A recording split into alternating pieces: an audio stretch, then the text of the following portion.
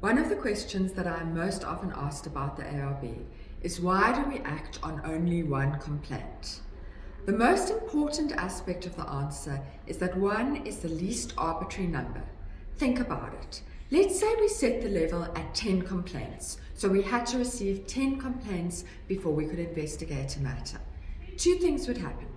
Number 1, we would get campaigns in order to complain, so we would receive 100 complaints, not necessarily about a valid issue, not necessarily about something that had really upset those complainants. You think that I'm exaggerating, but at the old ASA they once received 2,000 complaints about an advert that didn't actually exist.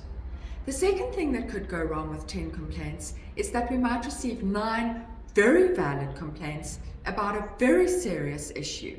But because we've only received 9 complaints, we can't investigate it. That's what I mean when I say 1 is the least arbitrary number. The second reason that we act on only one complaint is that this is the international norm. All over the world, self-regulatory organizations act on a single complaint if it's a valid complaint. That's important, what I just said, a valid complaint. All the complaints we receive go through an assessment to ensure that they are valid. We check we have all the information we need, we check that we have jurisdiction over the matter, and most importantly, we check that there is a valid complaint and that it's not mad nonsense.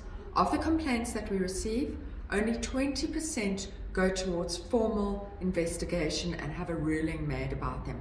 The other 80% are thrown out without formal investigation. That means only 20% of complaints are actually pursued properly. We might act on one complaint, but we only act on valid complaints.